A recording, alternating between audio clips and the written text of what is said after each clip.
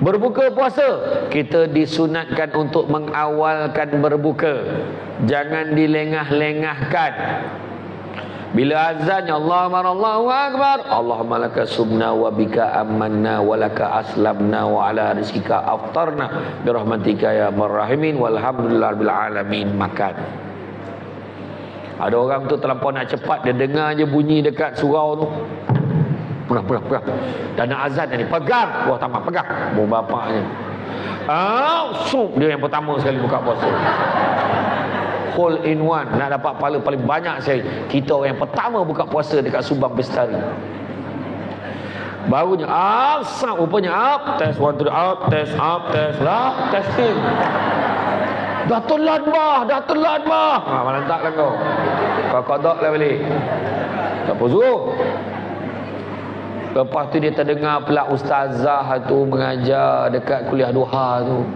Antara waktu yang dimakbulkan doa ya ibu-ibu, ayah-ayah sekalian adalah pada waktu berbuka puasa. Doalah sebanyak-banyaknya.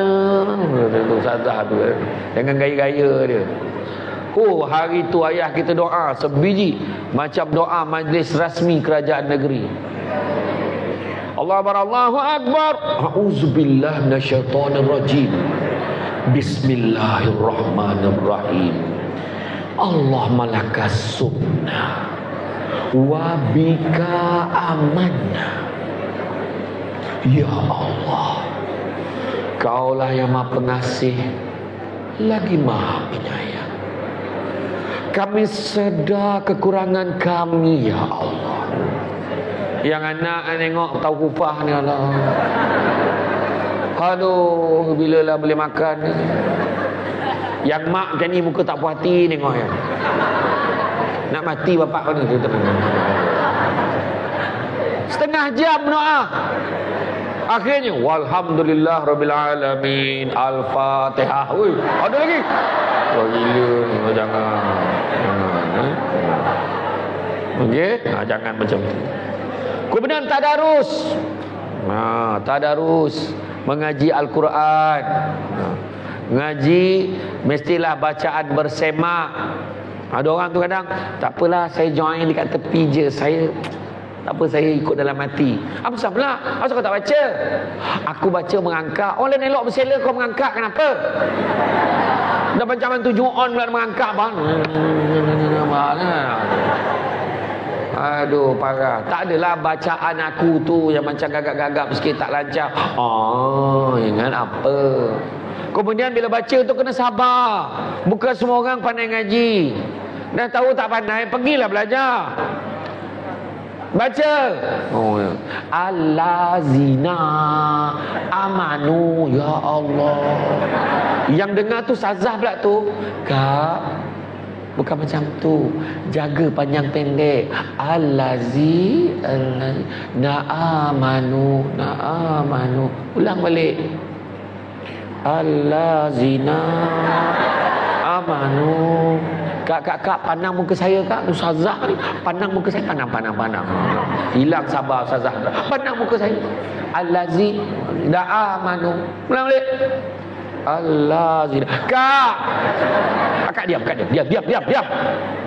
Agam ni baca. Dia tak tahan. Sabar. Begitu juga Tarawih. Kalau di Selangor ni dia ada yang 8, ada yang 20. Di Negeri Sembilan ada yang 10. Jadi mana yang elok? 8 ke 10 ke 20? Yang eloknya buat. Yang eloknya buat. Ni 8 ke 20? 8 ke 20? Sudahnya habis Ramadan, tak buat. Mikir 8 ke 20, 8 ke 20. Kan? Jangan cari, kau pergi semayang kat sana weh. Dah lah 8 laju pula tu. Dia nak cari yang tu. Bismillahirrahmanirrahim. Alhamdulillah rabbil alamin arrahmanirrahim maliki yaumiddin. Iyyaka na'budu wa iyyaka nasta'in. Ihdinas siratal mustaqim, siratal ladzina an'amta 'alaihim ghairil maghdubi 'alaihim waladdallin. Senyum makmum. Amin. Bismillahirrahmanirrahim. Alif lam mim. Allahu akbar. Bagus imam ni. Inilah imam yang kita cari ni. Tiba-tiba kita balik kampung. Kat kampung dapat nama imam tu Haji Sabah. Lulus tak dapatkan sah. Allahu Akbar. Kita pun ya Allah. Betul ke ni imamnya ya Allah? Bismillahirrahmanirrahim.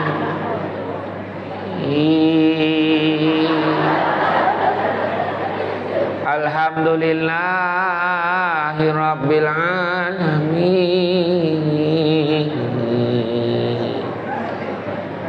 Lepas tu senyap.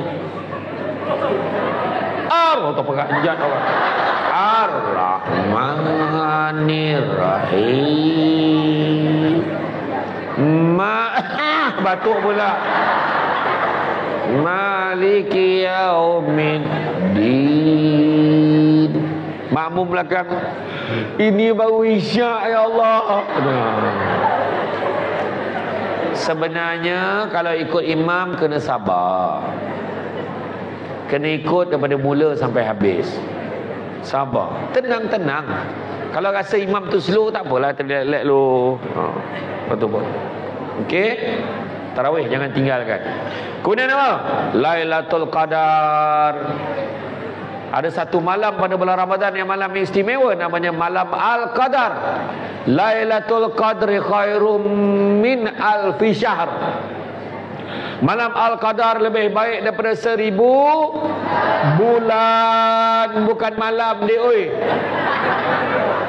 Lebih baik pada 1000 bulan, maksudnya bersamaan dengan 83.3333. Umur kita pun belum tentu sampai 83 tahun. Jadi kalau satu malam boleh cover 80 tahun, rugi kalau kita tak capai. Jangan risau-risau sangat pasal tanda-tanda Lailatul Qadar. Apa antaranya tanda-tanda orang tu dapat Lailatul Qadar? Dia nampak apa? Dia nampak pokok sujud gitu. Dia bersiap pergi sekolah kita. Tadi malam tadi aku nampak, malam tadi Lailatul Qadar aku nampak pokok tu sujud. Petang tu nampak majlis bandaraya punggah pokok tu. Pokok tu tumbang, bukan sujud. Buat aja 10 malam tadi. Dikatakan malam Al-Qadar itu bermula bila? Selepas maghrib sampailah sebelum subuh. Jadi paling tidak pun kalau adik-adik, kalau semua malas sangatlah, paling tidak jaga maghrib malam tu, maghrib, isyak, tarawih, witir, sahur, dan juga jangan tinggalkan solat sunat 2 rakaat sebelum subuh. Macam tu. Adalah yang cakap malam Al-Qadar ni kena pasang pelita biar malaikat nampak rumah kita. Kau ingat malaikat rabun macam kau? Malaikat tu kalau ada orang beribadah ni berlumba-lumba turun nak pergi rumah orang yang beribadah. Yang ketiga, berpada dengan yang sedikit, qanaah, jangan membazir. Jangan membazir. Al-mubazzirina, orang yang membazir itu bersaudara dengan kita tahu, kenal ke? Oh, selama sependapat, keluar suara semua setan kata. Betul.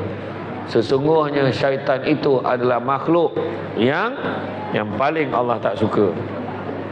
Jadi kita jangan membazir. Beli, kalau nak beli kat bazar Ramadan, beli yang kita makan dan kita boleh habiskan. Dan yang keempat, orang yang mempersiapkan dirinya, persediaan untuk hari kebangkitan.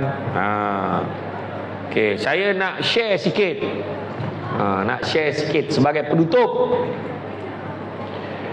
Kena tahu setiap tahun rakyat Malaysia, ni siapa nak salin, fakta ni. Setiap hari dalam bulan Ramadan, rakyat Malaysia membuang kira-kira 17,800 tan makanan setiap hari pada bulan Ramadan. 17,800 tan makanan setiap hari di bulan Ramadan, bersamaan 534,000 tan sebulan puasa. Dan daripada 534,000 tan makanan yang dibuang itu, 270,000 tan makanan yang dibuang adalah makanan yang belum pun disentuh. Makanan yang masih elok buang sebab tak makan. Firman Allah SWT dalam surah Al-Isra ayat 27, sungguhnya orang membazir itu saudara dengan syaitan, dan syaitan itu pula adalah makhluk yang sangat kufur kepada Tuhannya. Di Palestin, macam saya cerita tadi, di sebuah hospital purata 15 kanak-kanak meninggal dunia akibat kebuluran dan dehydration setiap hari. Seorang pakar pediatrik di Hospital Kamal Adwan, satu-satunya hospital pediatrik di utara Gaza, memaklumkan bahawa dia tak ada benda nak bagi dah dekat budak-budak dekat dalam hospital yang lapar tu. Dia cocokkan, masukkan garam dan juga gula cecair tu. Sian tak kesian? Secara purata 1.5 liter air untuk setiap seorang di Gaza untuk kegunaan harian untuk menampung dia minum dan juga dia membersihkan diri dia. 1.5 liter. Kita buang air berapa banyak, membazir air setiap hari. Menurut WHO, 95% isi rumah mengurangkan bilangan hidangan kat rumah dia, yang mana 64% daripadanya hanya menghidangkan satu kali saja hidangan setiap hari. Kenapa? Sebab nak memastikan ada balance makanan untuk kanak-kanak. Sampai tahap tu, jangan membazir. Kemudian fakta lagi, 5 negara yang paling panjang puasanya pada tahun ini 2024. Dia setiap tahun berbeza-beza. 2 tahun lepas, tahun 2021, dulu negara yang paling lama sekali puasa Norway masa tu, dia puasa 20, dia punya tempoh siang dia 20 jam siang, 20 jam. Tetapi menurut pandangan dia dibenarkan untuk ikut negara yang paling dekat, yang boleh yang ikut yang mana paling maksimum negara lain, iaitu 15 jam. Bayangkan 15 jam puasa.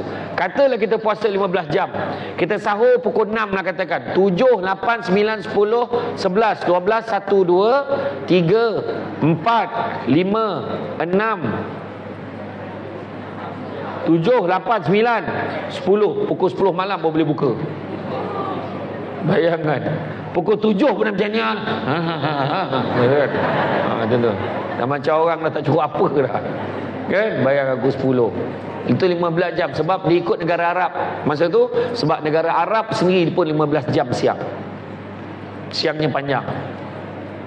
5 negara paling panjang puasanya, iaitu tahun ni paling panjang 16 jam.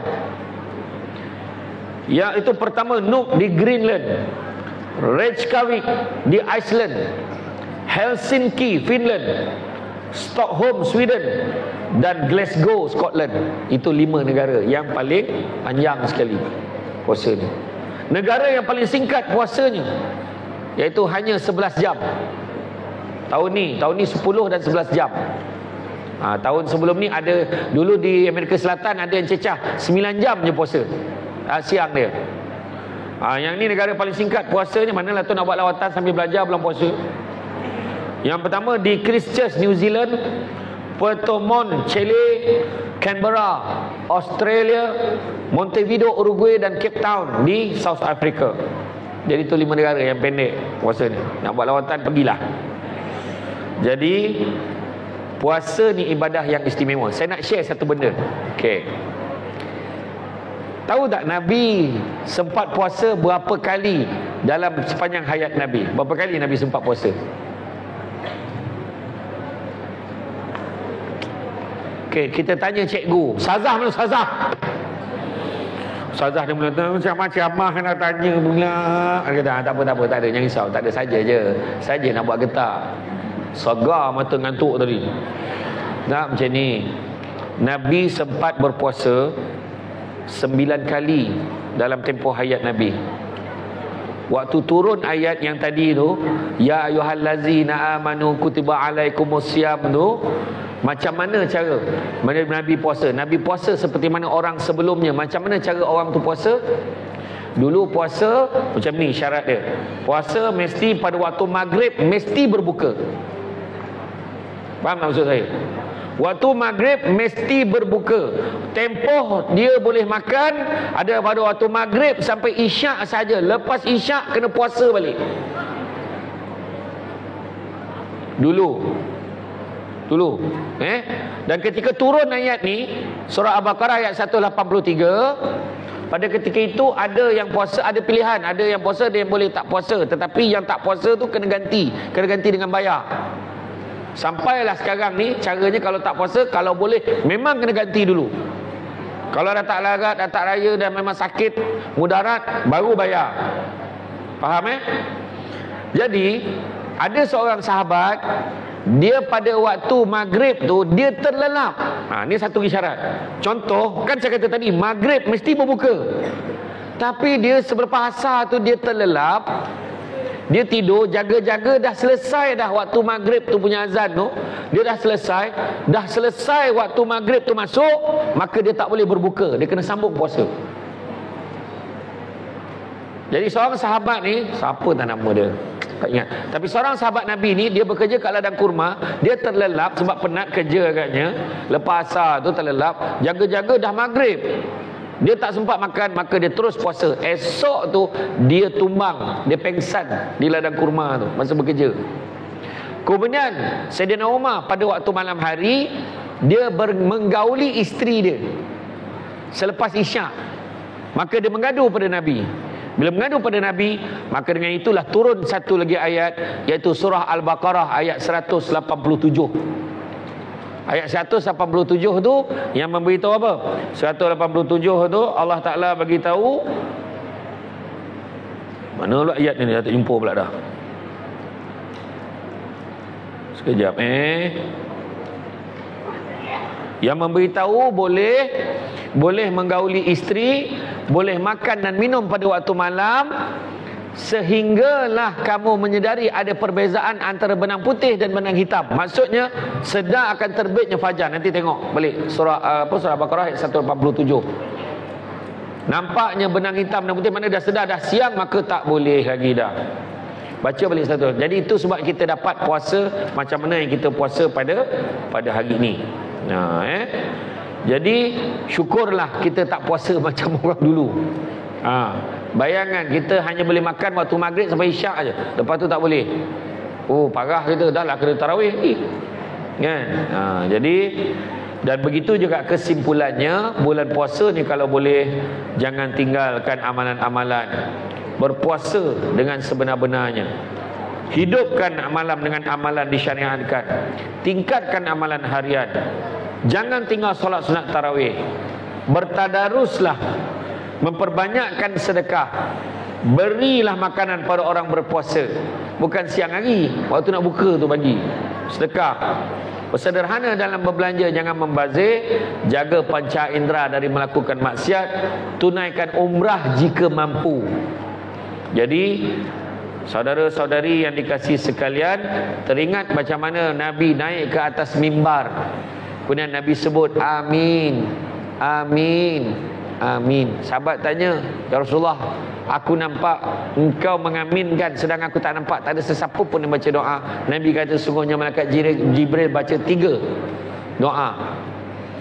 Yang pertama, celakalah hidup orang yang membiarkan Ramadan itu berlalu tanpa dosanya diampunkan oleh Allah. Maka kau sebutkanlah amin. Maka aku sebut amin, kata Nabi. Kedua, maka ke nerakalah, jauhlah dia daripada rahmat Allah pada orang yang diberikan kesempatan untuk hidup bersama dengan kedua ibu bapanya atau salah seorang daripadanya, tetapi dia tidak menjaga dengan sebaik-baiknya kedua ibu bapanya. Tak jaga ibu, tak jaga ayah, tak jaga salah seorang, maka jauhlah dia daripada rahmat Allah, maka akan dimasukkan ke dalam neraka. Maka kau sebut amin. Nabi sebut amin. Dan ketiga, apabila orang tu di sisinya disebutkan namamu wahai Muhammad, dan dia tidak berselawat kepadamu, maka juga dia jauh daripada rahmat Allah, maka tempatnya adalah di neraka. Maka kau sebutkanlah amin. Maka Nabi sebutkan amin. Jadi Yang pertama tadi, yang bulan puasa tadi. Jangan kita biarkan Ramadan ini berlalu, tapi manfaatkanlah bulan Ramadan ini dengan memohon ampun sebanyak-banyaknya daripada Allah Subhanahu wa taala. Mudah-mudahan kita tak tahu kan, Ramadan ini mungkin singkat saja. Kita diam-diam yang kita dah 4 hari dah bulan Ramadan. Tak tahu diam-diam dia dah raya. Diam-diam dah mati. Macam tu. Jadi makna kata jangan kita sia-siakan. Andainya ini Ramadan yang terakhir, jadikanlah dia Ramadan yang bermakna. Bawa kisah mudik ke hulu, tak nak pulut santan durian. Tak ada orang menyesal dahulu, ramai orang menyesal kemudian. Orang mulu memalu nobat, nobat di palu kayu berangan. Pahala poso nek moyang hebat, kalau tak capai menyesal badan. Ke atas titi nak daro berlimo, syair bersambut ponoh bersoni. Kalau sungguh Ramadan di hati, rebutlah pahala, isilah rohani. Baiklah tuan-tuan dan puan-puan, saudara-saudari, adik-adik yang dikasihi sekalian, rasanya cukuplah sekadar itu. Bak kata orang, sepandai-pandai tupai melompat akhirnya jatuh ke tanah jua. Walaupun perkongsian sudah tamat, mudah-mudahan meresap ke dalam jiwa. Budak-budak membawa galah nak menjolok buah berangan. Kalau ada silap dan salah, dikata tidak, dicaci jangan. Cantik dipandang rumah penghulu, kayu tu okey dari papan. Alang-alang menuntut ilmu, subuti pasir kambang kalah menjadi intan. Tenang-tenang air di laut, nanti lalu belum habis. Tenang-tenang air di laut, sampan kolek medik ke Tanjung. Hati terkenang, mulut menyebut, jasa baik pihak subes menjemput hari ini, rasa nak junjung.